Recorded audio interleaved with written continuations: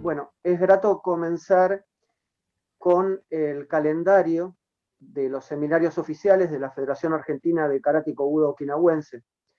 Por más que sea por este medio, por más que sea por esta plataforma, igual siempre es un gusto que nosotros estemos conectados y que podamos estar compartiendo y viéndonos. Sabemos que no es la mejor de las condiciones, pero en la cuestión de lo que se puede, esto es muy válido, y más en la situación de algunos de nuestros compatriotas que han pasado o están pasando esta pandemia con la dificultad de esta situación. Decíamos que habíamos comenzado este año, pero no son las actividades de FACO las que comienzan, sino justamente el calendario de nuestro seminario a través del Consejo de Maestros y de la organización de quien hoy está a cargo de la presidencia, el sensei Jorge Ruiz Díaz. Hoy se van a tomar con los disertantes, los sensei Héctor Maroli primero y Rubén Maroli luego, en el comienzo, dos condiciones de capacitación de tipo más teórica. Esto va a ir variando, el calendario y el temario va siendo oportunamente enviado, pero sigue siendo la idea más importante estar vinculados, estar conectándonos con aquellos que no han podido hacerlo durante este año y parte del año pasado. Sabemos que hay invitados especiales que quizás no están activamente en la afiliación directa de nuestra federación, pero son colegas, son bienvenidos. Hay muchos de ellos que hemos estado viéndonos a través de todas estas décadas. El sensei Héctor Maroli me ha comentado, el sensei Juan Carlos Frank. No quiero dejar de nombrar a todos, nos parece muy interesante. Una de las pequeñas referencias que quería hacer hoy es que este inicio puede tener de este calendario que estoy citando una doble situación para celebrar, que es el primero que hace la Federación Argentina de Karate Kobudo Okinawense con la afiliación ya aprobada, efectivizada a la Confederación Argentina de Deportes. Es un trabajo que se viene haciendo hace muchos años, una gestión que ha tenido inclusive desde el apoyo de posiciones personales acercadas, trabajo federativo, mucha intensidad para llegar a esto.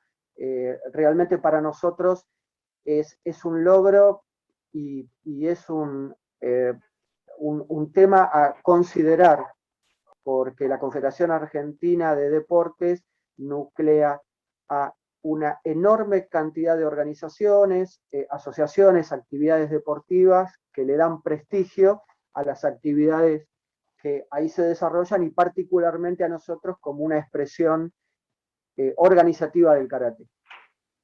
Vuelvo a agradecer a todos, realmente va a ser muy interesante que estemos conectados a partir de ahora. Y le paso la palabra al presidente del Consejo de Maestros, el sensei Jorge Ruiz Díaz. Buenos días a todos, muchas gracias, sensei Acosta. La verdad que cuando propuse esto al Consejo de Maestros, de hacer estos seminarios, era la inquietud de poder, nosotros como federación, poder brindarle a la gente, a toda la gente que está en la federación, poderle brindar clases, seminarios teóricos y prácticos, y la verdad que la predisposición de todos los maestros fue muy buena, y aquí estamos. Este es el primer seminario de 4 que van a ser seguidos durante los próximos meses, y así que, bueno, agradezco a todos los maestros y agradezco a toda la gente que está conectada hoy para escucharnos, y a los sensei Héctor Maroli y a Rubén Maroli. Muchas gracias y le paso la palabra al sensei Héctor Maroli. Buenos días a todos, gracias por la presencia. Como decía el presidente Acosta, bienvenido el sensei Juan Carlos Frank, que hace muchos años que no nos vemos personalmente, pero un gran saludo y es un honor que esté presente, lo mismo el sensei Claudio Flores de la Escuela Miyasato. con el que me acerco una gran amistad hace muchísimos años, y que bienvenido, y a Damián Villavejere de la FNK, que también está presente haciendo un esfuerzo viajando. Ahí lo veo a Damián. Gracias, Damián, por el esfuerzo. Bueno, vamos a iniciarnos en lo que nos interesa. Voy a compartir pantalla para que podamos iniciar esto. A ver, perdón. Estábamos en la última. Perfecto, ahí estamos. Igual, de todas maneras, les aclaro que no va a ser muy largo. Lo que vamos a nosotros... Se ve claro, ¿no? Por favor, así me confirman si se escucha bien y se ve. Perfecto, Sensei. Perfecto. Bueno, lo que vamos a tocar es un tema que supera un poco lo que ya está todo escrito con respecto a esto. El título dice Omoro-Ti, el origen del karate.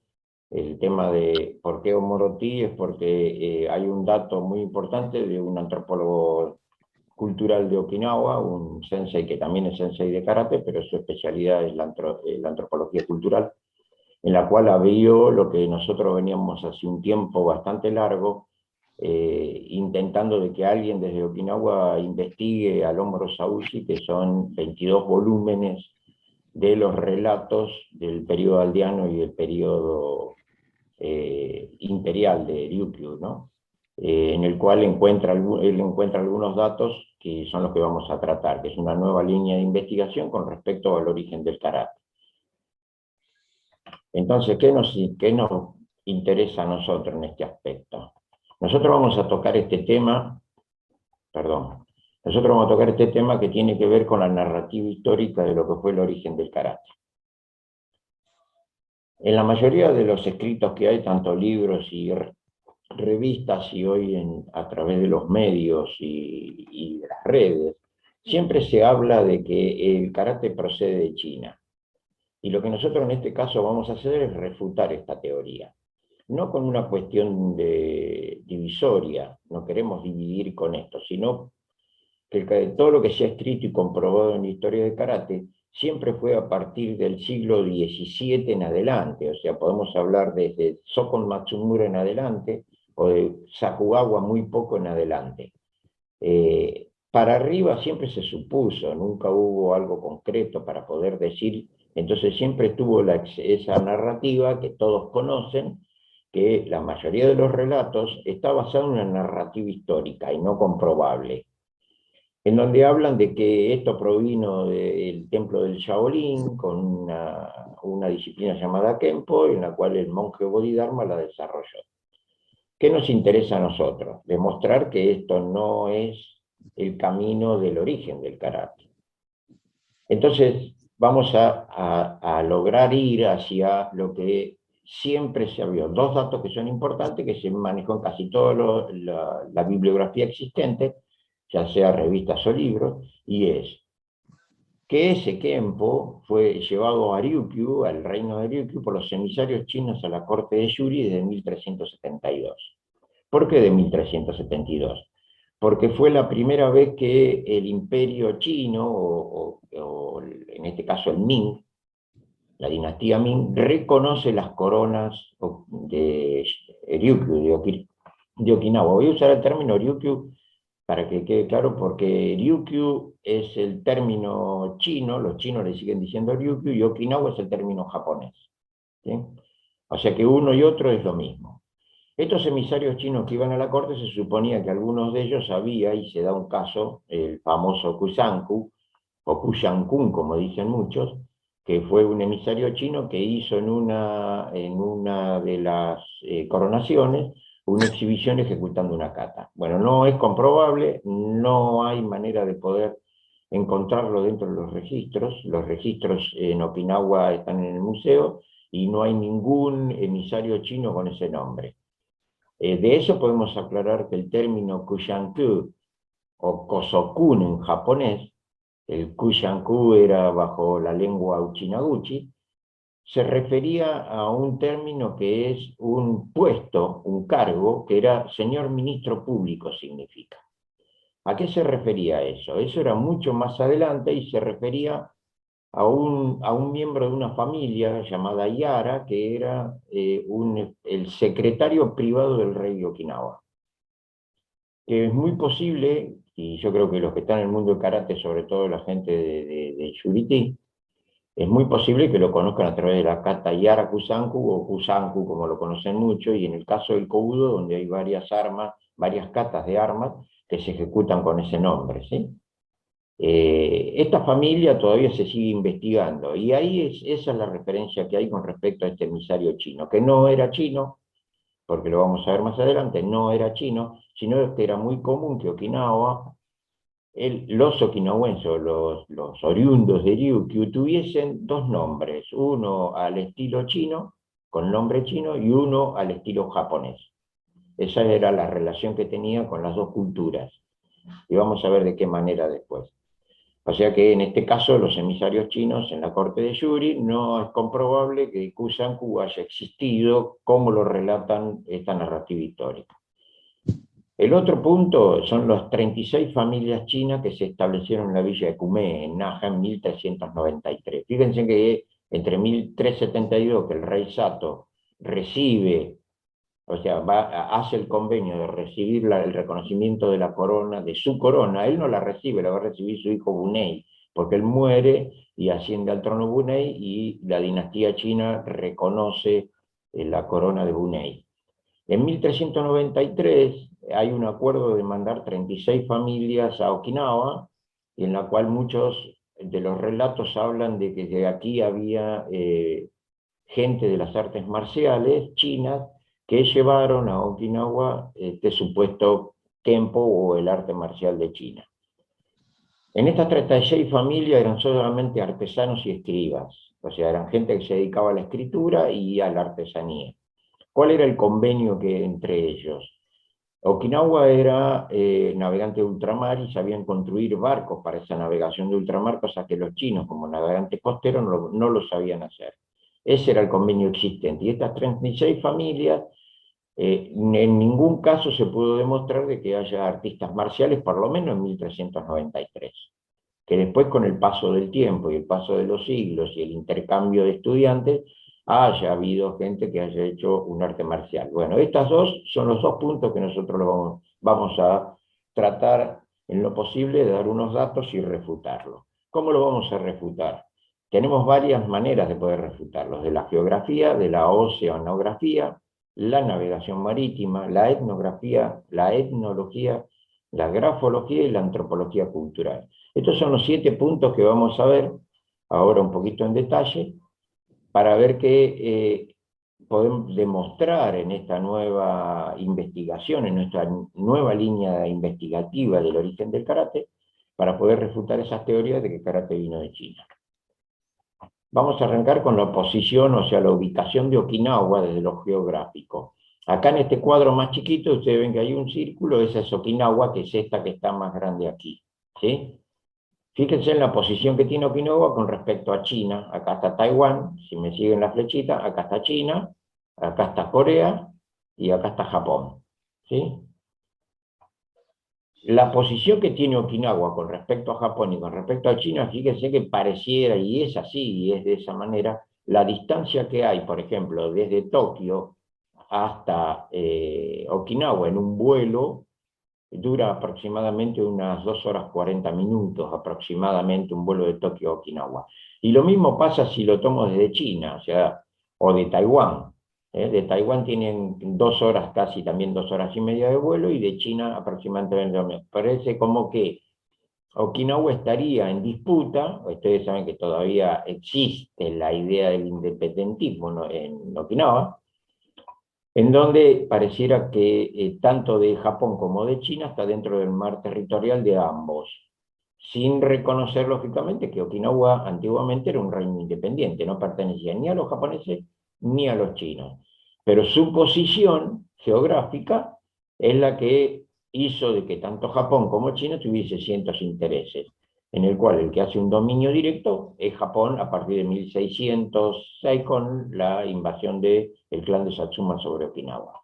Esta es la posición que tiene Okinawa geográficamente con respecto a China y a Japón, que son los dos grandes que le inculcan cierta cultura y cierto modo de comportarse.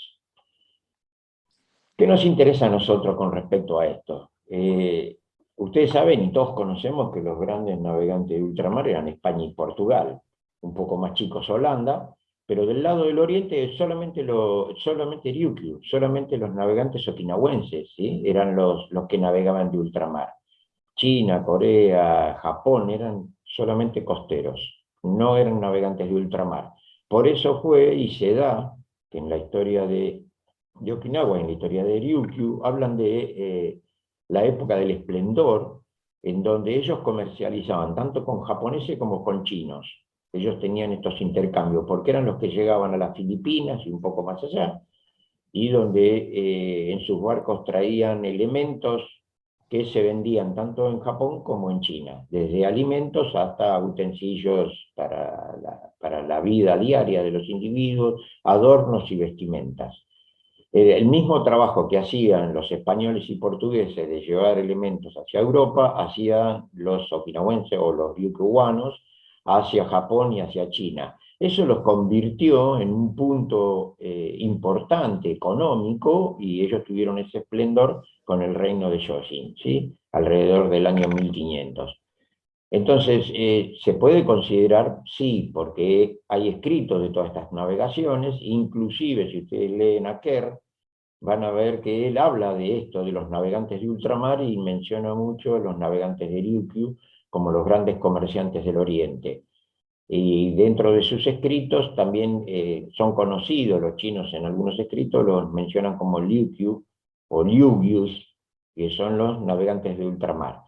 ¿Cómo hacían esta gente para navegar? Tanto los Ryukyu, ¿no?, como los españoles, sobre todo hay una gran relación porque España terminó teniendo una muy buena relación con los Ryukyus y llegando a Itoman, a lo que sería hoy la ciudad de Itoman en Okinawa, lógicamente en esta buena relación con los Ryukyu, donde empezaron a darse cuenta que había una navegación, y ahora van a ver que la navegación en esa zona no es una navegación muy fácil de llevar, si no se conoce muy bien, y porque es una zona natural muy difícil de transitar.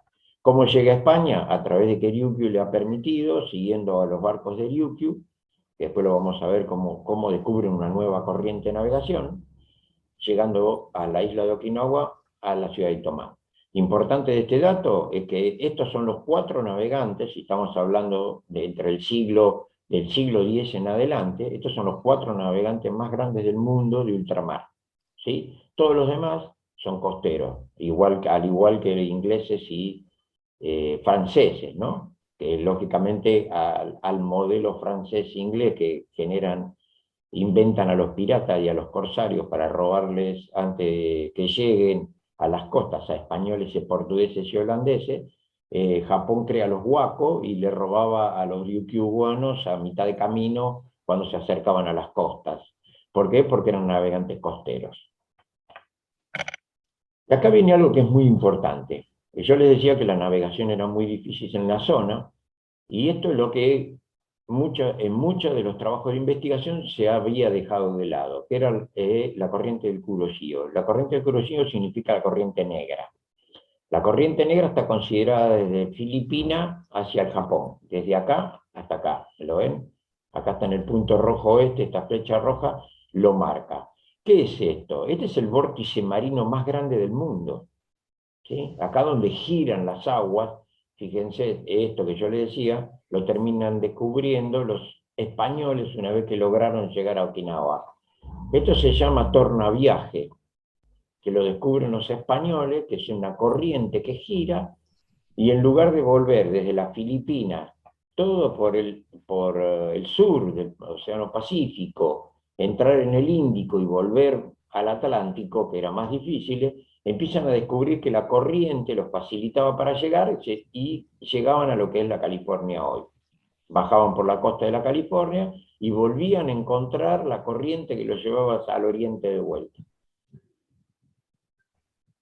Entonces, este tornaviaje está dado por este tipo, fíjense que acá hay un dibujito satelital, esto es Japón, en el norte, fíjense cómo gira este vórtice marino, y este que gira al revés, que es el choque de las aguas acá para permitir ese giro. Okinawa está un poquito más abajo.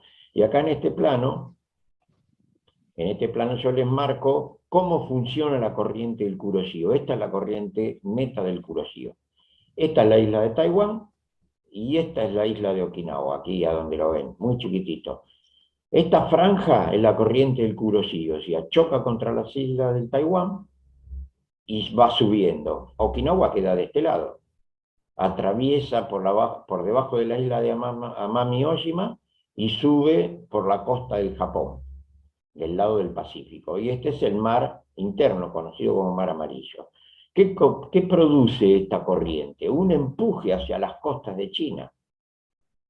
Entonces, teniendo en consideración la navegación a vela, en este caso era muy difícil que pudiesen salir de esta costa y llegar a Okinawa. O sea, desde Taiwán a Okinawa era muy difícil porque aquí es donde está la parte más fuerte de la corriente, sino que tenían que salir por el lado interno, dejarse empujar por la corriente, las masas de agua de la corriente del Kuroshio, y hacer navegación costera de China, subiendo hasta la península del Pusan.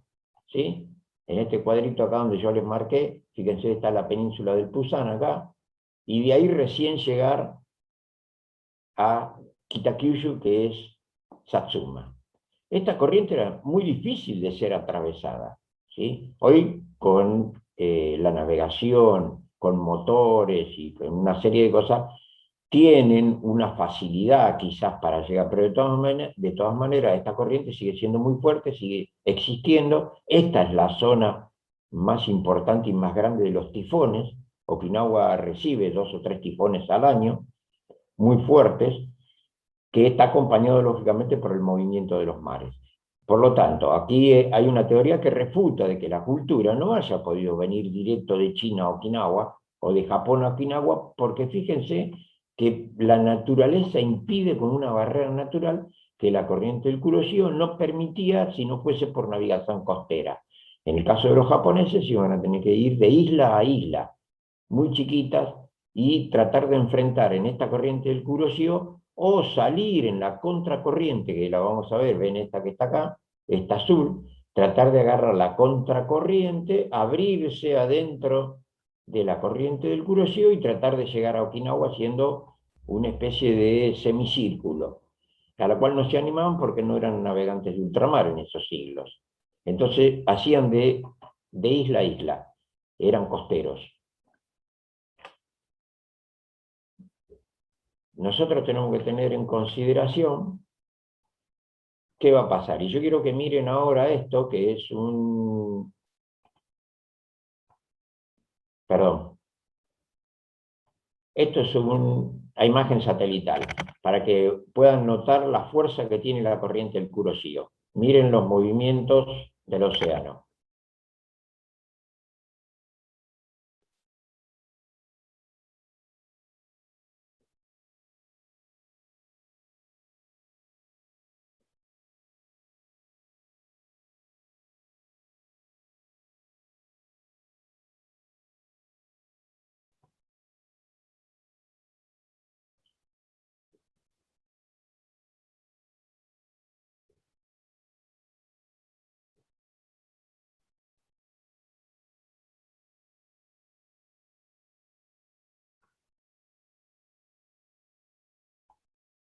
Esto es África y esto es la isla de Madagascar.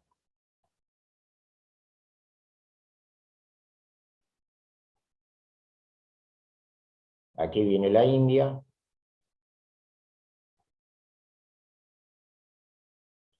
Y ya entramos en todo lo que es la zona de Malasia,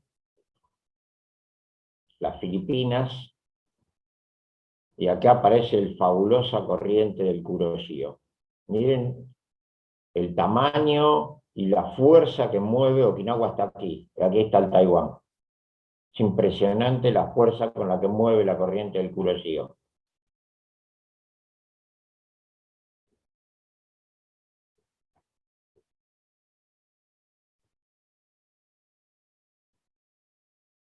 Esto es lo que usaban los españoles, el famoso tornaviaje, bajar por las costas de Centroamérica y volver a agarrar la corriente para volver al oriente.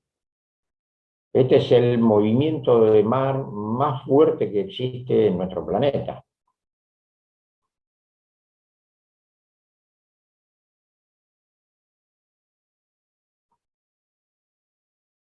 Esta es la Antártida.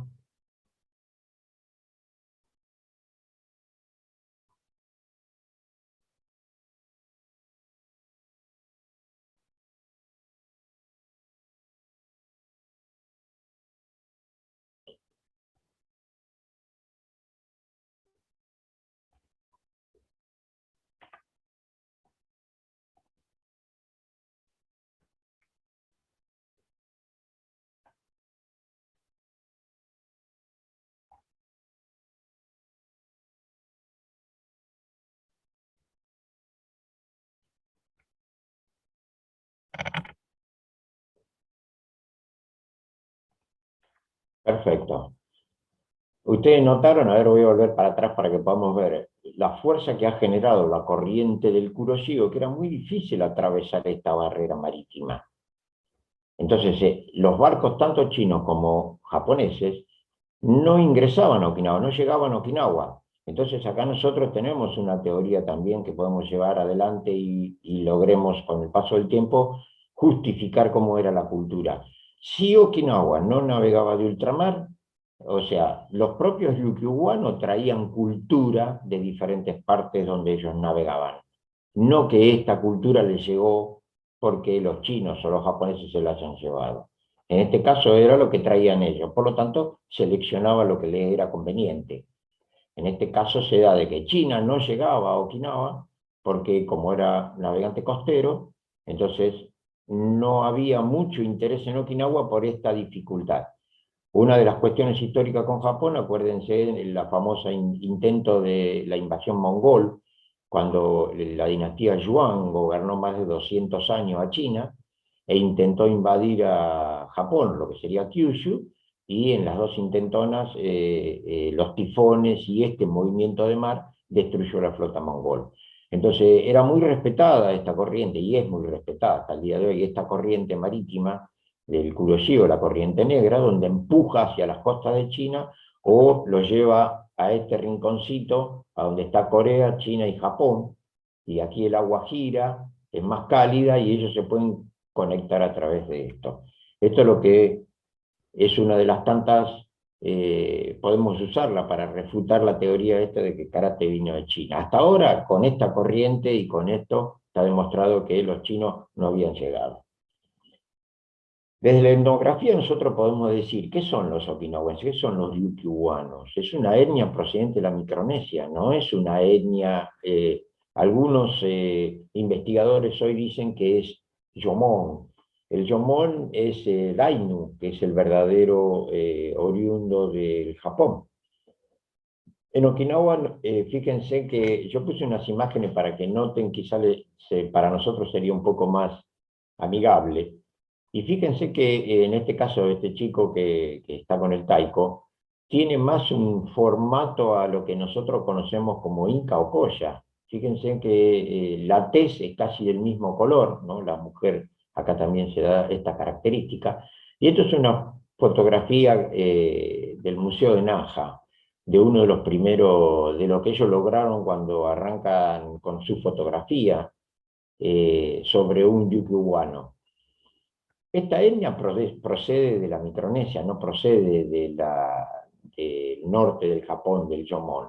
¿Sí? El Yomón y el Yayoi son las dos etnias que pueblan el Japón. El Yayoi es proveniente de la península de Corea, y lógicamente cómo se establecen esas etnias. Eran chinos Liu, que eran separados del norte de China por lo belicoso. El chino Liu es una mezcla de mongol y chino del norte, que toma la península de Corea y la anexa a ellos, o sea, sus etnias se terminan desarrollando, y de ahí pasa recién a Kitakyushu, a lo que sería Osaka hoy, y se establece desplazando hacia el norte al Ainu. En el caso de Okinawa no se dio esta característica porque no tenían la capacidad de poder navegar y llegar hasta la isla de Ryukyu. Por lo tanto, las navegaciones y lo que yo les mostré con respecto al movimiento de los mares era mucho más fácil que las etnias procedentes de la Micronesia, que podían ir navegando por las islas hasta llegar a las Filipinas y dejarse llevar por la corriente del Kuroshio-Sea, podían llegar en el círculo a Okinawa. ¿Sí? Esto es lo que está investigando hoy la antropología.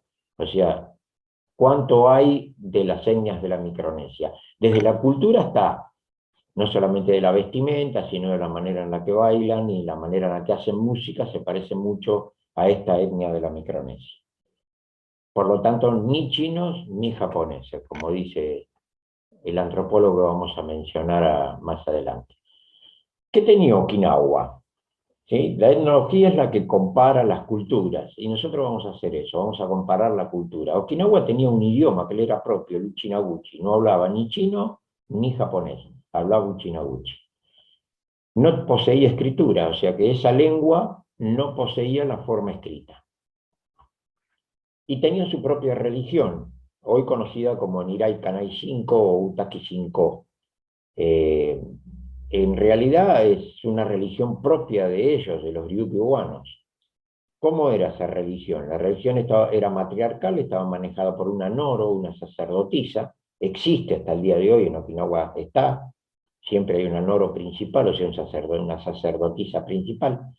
Esa religión era agropecuario-animista, casi parecida a lo que fue después el Shinto, ¿sí? Muchos siglos después,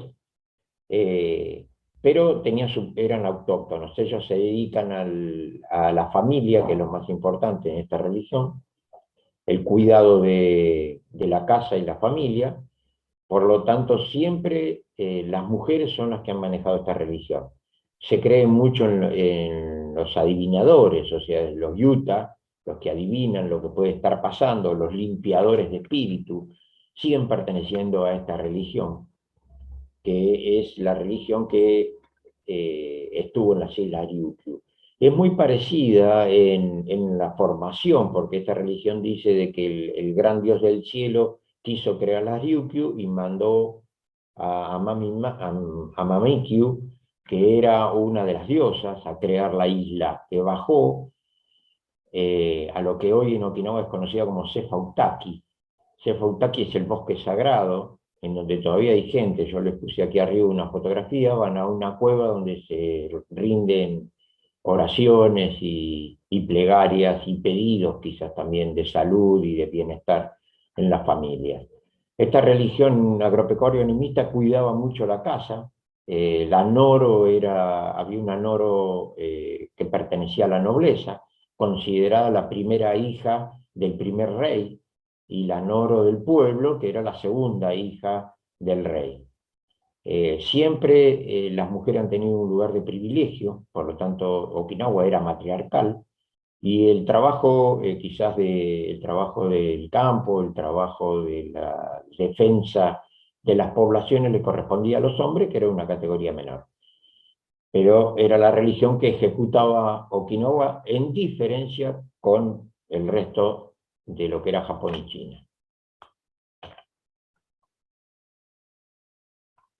Vamos a avanzar y acá vamos a hacer una comparación. Yo aquí les puse un cuadro para que ustedes puedan ver. En China se hablaba el chino mandarín estándar, ¿sí? La escritura era el Hanzi, fíjense que son los ideogramas bien estructurados, y como religión tenían el budismo, que era una religión importada de la India, en la cual en la China, después posiblemente de este llamado Bodhidharma, pero mucho antes había ingresado a China, es llamado budismo Chan. Tienen el confucianismo y tienen el taoísmo de Lao Tse.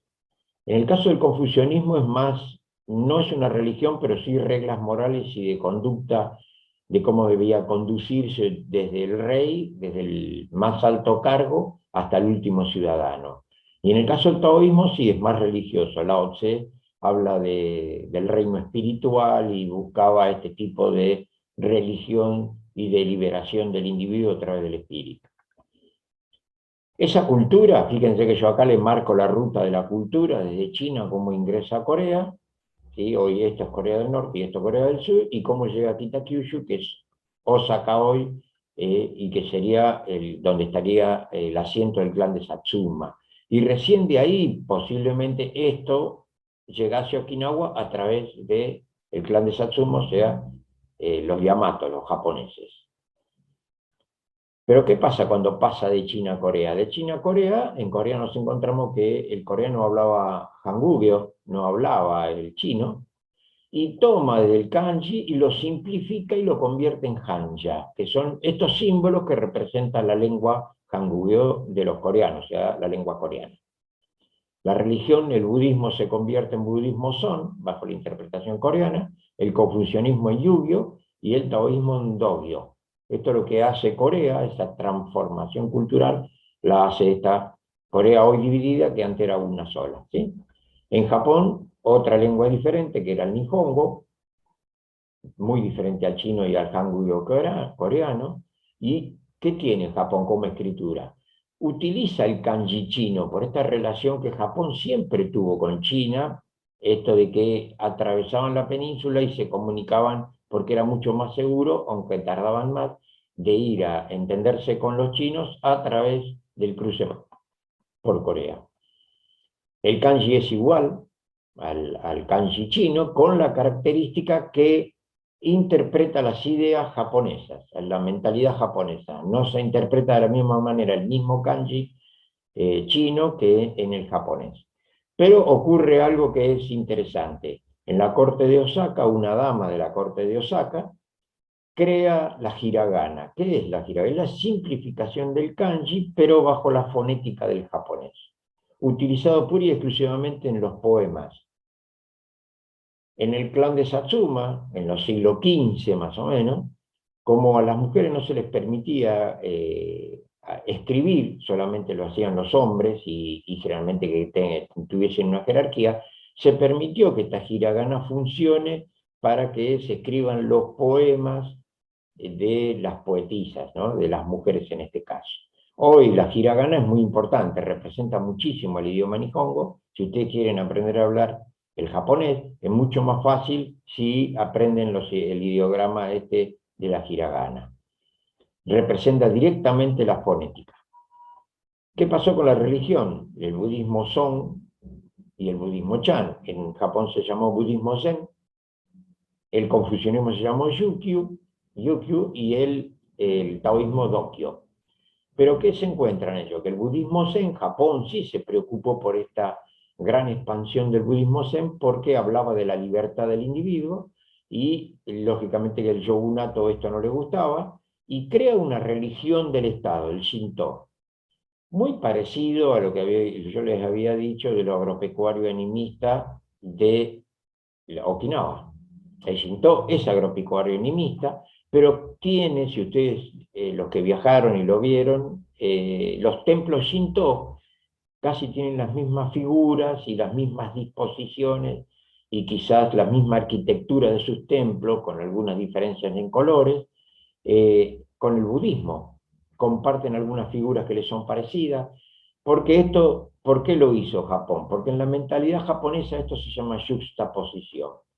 Esta yuxtaposición lo que busca es no enfrentar de forma directa, pero sí ponerse al lado de aquello que proponía el budismo Zen, transitar el mismo camino del budismo Zen, copiar ciertos templos y ciertas figuras del budismo hasta tener un arraigo en su cultura japonesa. ¿Por qué? Porque esto era netamente japonés. Hoy Japón tiene muchas religiones, inclusive está el cristianismo, a pesar de que fue combatido. Pero antiguamente estas eran las dos grandes religiones que Japón pudo moverse. ¿Qué pasaba con Okinawa? Okinawa hablaba Uchinaguchi, como les había dicho, no tenía escritura. Y la religión era la fe de las Ryukyu, lo que yo le decía que manejaban las sacerdotisas Noro. O sea que, en este caso, las Ryukyu tenían una gran diferencia etnológica, fíjense, con China, con Corea y con Japón. No había manera de que haya un vínculo entre ellos porque las lenguas eran diferentes, las escrituras, Okinawa no las tenía, Ryukyu no las tenía, o sea que no manejaba ninguna de estas, después vemos más adelante que toma la hiragana, pero no existía un vínculo escrito, por lo tanto estas escrituras a los Uchinaguchi, al reino de Okinawa, posiblemente la escritura era todo de palabra, ellos se tenían que comunicar con su idioma, y con el único que se mantenían en un contacto muy directo desde el siglo casi 8 en adelante era con los japoneses que viajaban costero y llegaban hasta Okinawa, pero en minoría, ¿sí?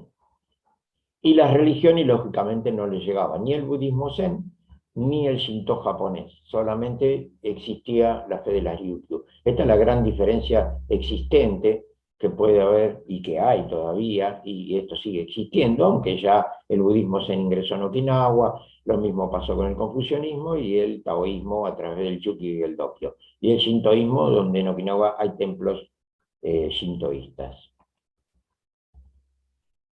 ¿Qué pasó con la escritura?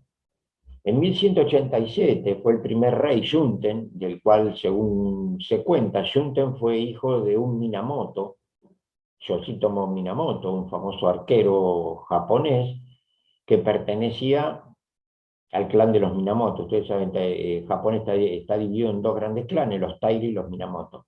En una época, en el siglo X, en la gran guerra del Shirakazuden, que era el templo de los Minamotos, en donde uno de los hermanos traiciona asociándose a los Taira y manda a matar a su padre y a perseguir a sus hermanos. En este caso, este Minamoto, Yoshitomo, es el que es famoso por haber hundido supuestamente barcos, lógicamente costeros, con su flecha, porque era un diestro arquero, y se escapa hacia el sur, a las islas de Amami Oshima, donde lo mandaron preso, y él se escapa de ese lugar y llega a Okinawa, donde llega a las costas de lo que hoy es el mar interno, o el puerto hoy es conocido como el famoso puerto de Aya, porque es el puerto nuevo de Okinawa, pero en el puerto de Tomari es recibido por la familia Osato, en la cual él se casa con una hija y tiene este chico llamado Shunten, que después se convierte en el primer rey de Okinawa, en 1187. Ahí es donde aparece la escritura de la hiragana. ¿Por qué los japoneses le permiten que Okinawa tenga la hiragana? Porque ellos tenían ciertas pretensiones, estuvieron siempre en Okinawa y pretendían que los okinawenses no tuviesen una relación directa con China. Entonces permiten que la hiragana sea la escritura oficial de Okinawa para entenderse entre japoneses y ryukyuanos en este caso, ¿no? Y ahí es donde viene esto de el Homoro Saushi. El Homoro Saushi, el Homoro Saushi empieza a ser escrito en hiragana. ¿Qué es el Homoro Saushi? El Homoro Saushi son 22 volúmenes donde se cuentan la historia aldeana y la historia de los reinados de Ryukyu. Los primeros volúmenes, en 1532 se escribe el primer volumen. Fíjense que el rey Shunten arranca en 1187 su reinado, pero el primer volumen se cierra en 1532, y eso es lo que habla del periodo aldeano. Y el segundo arranca en 1613 y en 1623 del tercero al 22º. Hoy este Homoro Saushi, estos tomos están en el Museo de Naha, y esto se usa mucho en la cultura de Okinawa a través de la música. Yo aquí les puse un famoso folclorista, Torio Naha, muy famoso, quizás para todos nosotros nos suena aquí que hubo una persona que cantó Shima Uta. Torio Naha está considerado el cantante okinawense que mejor canta e interpreta el Shima Uta, no solamente con su samisen, sino por la voz y la pasión que le pone a la canción. Yo se lo puse a usted acá porque yo tengo una amistad personal con él, y aparte porque me parece que es una realidad, uno lo escucha y la pasión con la que canta esa canción de Shima Uta, que es una canción de amor a la isla, él es oriundo de ahí, vive ahí y muestra su pasión a través de eso. ¿De dónde sacan estas canciones los cantantes de samisen? Del Homoro Saushi. Y aquí en el primer volumen del Homo Rosaushi, que después lo vamos a poner, hay un antropólogo que investiga el Homo Rosaushi, esto lo veníamos proponiendo, que si la primera escritura fue la hiragana, karate no estaba escrito en kanji, sino en hiragana.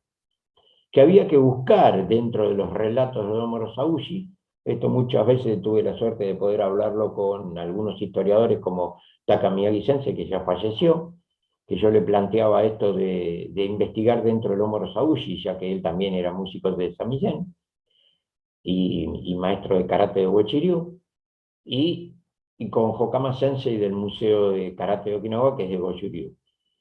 Este Homo Rosaushi que encuentra este antropólogo cultural, dice que en uno de estos canciones, de estos relatos, habla una parte donde dice, al otro lado del kumite, al lado de la caída, dice la canción. Entonces esto se puede interpretar como derrotar al oponente con las manos y los pies por kumite. O sea, la palabra kumite empezó a aparecer dentro antes que karate. Por lo tanto, este antropólogo investiga al Homo Rosaushi y lo escrito en el Homo Rosaushi y toma en este Gusuku temprano, que yo le pongo acá, periodo de Gusuku temprano, Gusuku son los castillos, son los primeros castillos que aparecen en Okinawa, que se construyen en la cima de las montañas para gobernar las aldeas, ¿sí? En ese Gusuku temprano, del siglo VII al XII, después él está en la investigación de poder encontrar en qué siglo estuvo escrito este párrafo en una de las canciones del Homo Rosaushi, pero estamos hablando que está entre el siglo VII y el XII. Esto es lo que nos interesa a nosotros. Aquí aparece el primer dato escrito de la palabra kumite y que se refiere al Ti de Okinawa o al Uchina-di, como dice el Homo Rosaushi. Perdón, la primera escritura. ¿De quién estamos hablando? El antropólogo este es Kohei Nohara Sensei, y es un licenciado en antropología cultural de la Universidad, egresado de la Universidad de Waseda. Él es un sensei de karate, décimo dan, de la Kobayashi Ryukyukan. Y él toma y hace un interesante, aparte de demostrar esto, él escribió un libro ahora que se está empezando a publicar y a expandir, que se llama Ti, Manos Errantes, y él arma un periodo de la antropología cultural donde él separa este periodo que es muy interesante para nosotros. Él dice que hay un periodo Kaizuka, de hace decenas de miles de años, hasta el siglo VII. Después habla del periodo de Gusuku temprano, que es cuando los castillos empiezan a establecerse, que es la que todos creo que leyeron, cuando se pelean norte, centro y sur, y después unificado por el rey Yosin.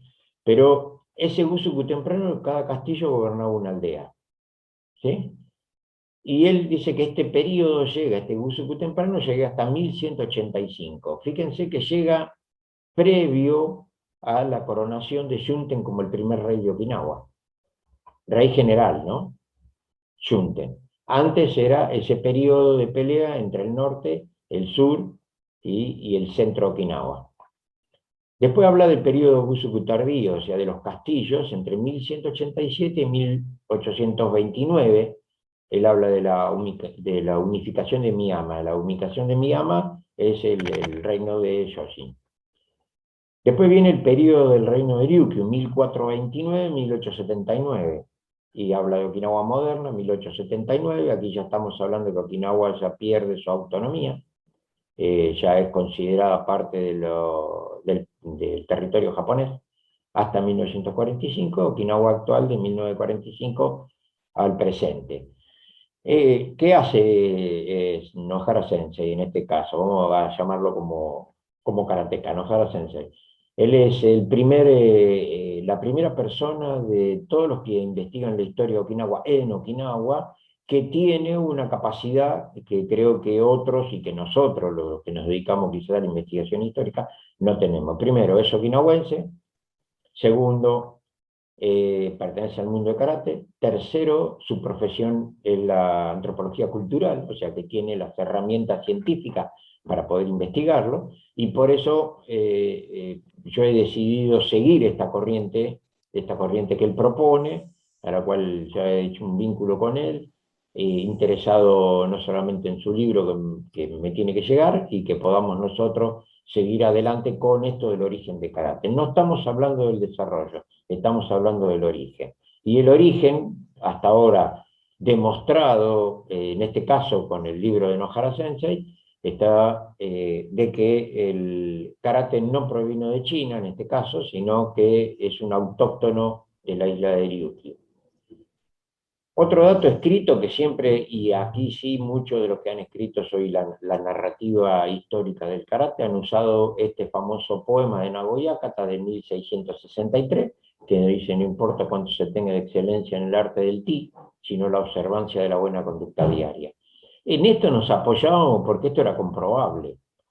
Ahora lo que yo les estoy diciendo es previo a esto, no estamos hablando ya del siglo XVII, estamos hablando de mucho antes. ¿Qué pasó aquí? Entonces vamos a hacer para ir llegando a una conclusión. Si en el siglo VII al XII, según Nohara Sensei, la canción que relata el tema del kumite, estamos hablando que en el libro Homoro llama a la mano de Okinawa Uchinadi, dice Sensei Nohara, ¿sí? Este es el origen del shuriti, dice él. Entonces, ¿cómo estaba escrito el Uchinadi? En hiragana. No era karate, era Uchinadi, ¿sí? O Uchinati. Ahora, fíjense en la diferencia de cuando aparece el término toti, que muchos los han utilizado como el original del karate. Es en el siglo XVIII. Si nosotros hacemos una suposición, que esta canción fue escrita casi al final, era el siglo XII, en el Homoro Saushi. Y el toti aparece en el siglo XVIII. Hay 6 siglos de diferencia. 6 siglos de diferencia. ¿Sí? En donde este término toti se estableció recién en el XVIII, en el siglo XVIII. Y estamos hablando cómo se establece. Y posiblemente se estableció cuando los Ryugakusei, o sea, llamados estudiantes de intercambio, viajaban a China entre el siglo XVI y XVIII, ¿sí? A donde algunos de ellos los podemos reconocer como Kanryo Higaonna, ¿sí? Que sí hacía toti. ¿De dónde sale esta denominación? Nohara Sensei dice que la tomaron del libro de las artes marciales china llamada Wu Wei Xi, que fue publicado en 1621. Él dice que este es el origen del Nahati, no del Uchinadi, ¿sí? No es una contradicción. Esto lo que tiene que entenderse es que esta diferencia de siglos entre el 12 del Uchinadi y el 18 del Toti está mostrando a las claras que el Uchinadi había en existencia como un arte de pelea autóctono de la isla, y el Toti un sistema de lucha extranjero que arribó a Okinawa. Y nosotros podemos hacer una progresión de esta división. Esto lógicamente que es una división cultural, a la cual nosotros lógicamente conocemos de aquí para adelante.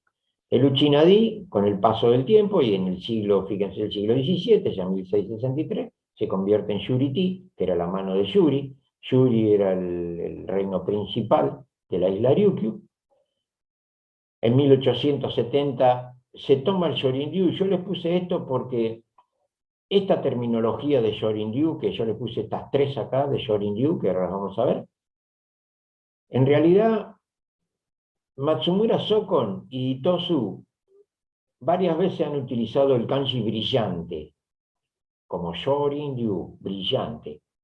¿Sí? El bosque brillante, el sistema del bosque brillante. ¿Por qué? Porque si venía del Shuriti, hablaba del periodo esplendor del reinado de Yoshin. Era muy común que se llamase de esa manera. ¿Sí? Pero ¿qué pasó? Como ya estaba en desarrollo el Toti en la ciudad de Naha y se convirtió en Nahati, este Shorin-ryu, Nohara Sensei dice, por acuerdos oscuros se decidió aceptar términos chinos. Entonces fíjense que el Shorin-ryu pasa a utilizar el de joven, sistema del bosque joven, Sukunai Hayashi, ¿sí? En 1900. Shibana Sensei lo cambia y utiliza Kobayashi, bosque pequeño, sistema del bosque pequeño, en 1915, cuando él abre su dojo a la muerte de Itosu. Y la tercera escritura de Shorin-ryu es Matsubayashi en 1947 de Nagamine Shoshin Sensei, que es el sistema del bosque de pinos. En el caso de Shotokan, el Shito-ryu y el Judokan descienden del Sukunai Hayashi, ¿sí? O sea que técnicamente estas tres escuelas, pongo estas tres escuelas porque después hubo derivados de todas estas que generan toda la masa de escuelas y estilos que hay hoy en Tokio, Osaka y el resto del Japón. Es el Sukunai Hayashi. Pero ¿qué pasó con el término Toti? Se convierte en Nahati, y lógicamente hubo dos maneras de dividir el Nahati en la era moderna. A partir de 1930, Choyun Miyagi le llama Go-Juryu, el sistema duro y flexible, pero también estaba Kyoda Yogatsu, que arma el estilo Ton-ryu, ¿sí? Usando los kanji de Higaonna, ¿sí? El sistema de Higaonna. Estos eran los dos alumnos de Kanryo Higaonna. Kanryo Higaonna había traído un sistema desde China, había sido Ryugakusei, había viajado a China y había traído este sistema que lo estableció en la ciudad de Naha, y era conocido como Nahati. Esta relación todavía no era muy existente entre este Shuriti y este Nahati, a donde después se produce una fusión. ¿A dónde fue el interés de esto? Cada uno siguió técnicamente sus caminos. Y la fusión aparece cuando se le quiso dar un nombre. El tema de no se podía llamar de diferentes maneras porque tenía muchos nombres. Algunos le decían ti, otros le decían Uchinati, Bujin no ti. Había muchas maneras de ser denominados. Otros decían karate y otros decían Uchinadi. Pero Okinawa en 1879 pierde la autonomía, el rey de Okinawa pierde su posición monárquica, queda viviendo en Osaka, se le da una pensión como de conde, pero la reforma Meiji toma el territorio y la declara territorio de Japón y la nombra prefectura de Okinawa.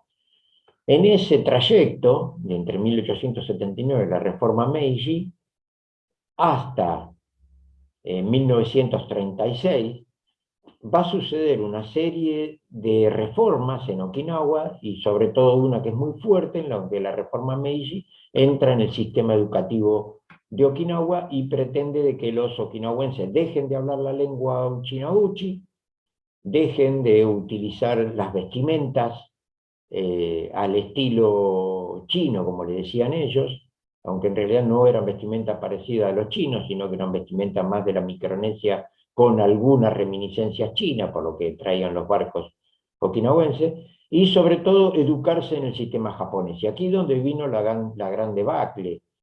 O sea, ¿quién se tuvo que encontrar con esta reforma educativa? Itosu Sensei. Itosu Sensei se encuentra que las familias okinawenses se oponían a que sus hijos aprendan el nihongo, no querían perder la lengua uchina-uchi, y sobre todo los chicos se tenían que rapar, cosa que el okinawense usaba el pelo largo, el varón, y se hacía un rodete. A todo esto fue un gran problema, y se prohibió toda práctica de arte marcial, o sea, la reforma Meiji la prohíbe. Itosu Sensei, para salvar esto, como educador, porque era maestro de escuela primaria y secundaria, propone al Departamento de Educación del Japón que karate entre en el Departamento de Educación Física como actividad física, donde él logra ingresar en los colegios primarios primero y después en los secundarios el Okinawati, o el karate, que después se vuelve a llamar, y de esta manera es aceptado porque rompe la síntesis. O sea, romper la síntesis significa, Itosu Sensei le mostró a los japoneses un nuevo sistema, un arte marcial, donde se hacía práctica básica y kata, la forma. No había manera de desarrollar un combate, esas eran las dos maneras. Se le sacó del medio todo lo que sería el senshi kotai, los desplazamientos, los ippon kumite y la práctica del kumite, ¿sí? Entonces, de esa manera, el Departamento de Educación aceptó el karate dentro de las escuelas primarias y secundarias de Okinawa, ¿sí? Hoy se sigue, es una materia hoy en todas las escuelas de Okinawa, tanto primarias como secundarias.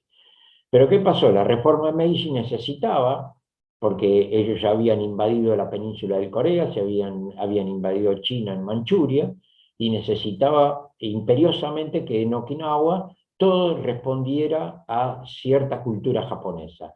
Y lógicamente karate no iba a quedar exento. El caso del kendo, el kendo fue reformado, se unificó a las escuelas de kendo bajo un mismo nombre, en este caso kendo.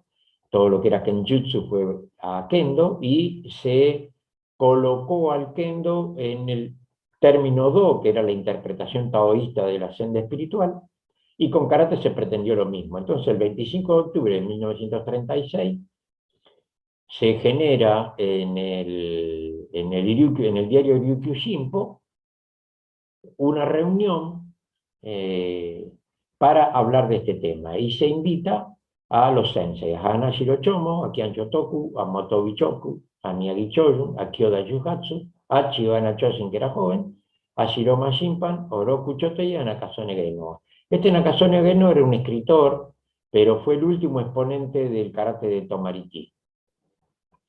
Y había otros invitados, como estos señores que yo les pongo acá abajo, no los vamos a mencionar a todos, pero estos señores eran, muchos de ellos maestros, militares, policías. Esto era para presionar a este conjunto de karatecas a que aceptasen un nombre. Entonces se establece el 25 de octubre de 1936 aceptarse el término de karate. ¿Por qué? Porque la primera proposición la había hecho Funakoshi en Tokio, pero la idea de llamarse karate había sido de Hanashiro Chomo, no de Gichin Funakoshi. Gichin Funakoshi lo toma de Hanashiro Chomo, ¿sí? Hanashiro Chomo, él hace un comentario en esa reunión, hay un documento, si ustedes lo quieren leer, lo pueden ver en el sitio Okinawa Dendo Shakai, lo van a ver ahí lo tienen. Él hace un comentario de que él recordaba siempre haber escrito karate en hiragana, no en kanji. Pero se toma la idea de seguir, porque mucha gente ya le llamaba karate, y se decide aceptar el término karate utilizando el término ku de vacío y no el término to de China, ¿sí? Como lo usaba el Nahati, que era una propuesta de Choyu Miyagi.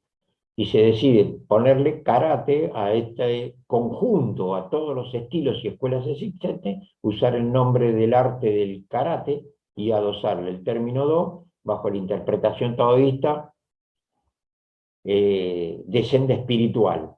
Esta es la manera en la que llega karate, ¿sí? Hasta nuestros tiempos, y es como hoy nosotros lo conocemos.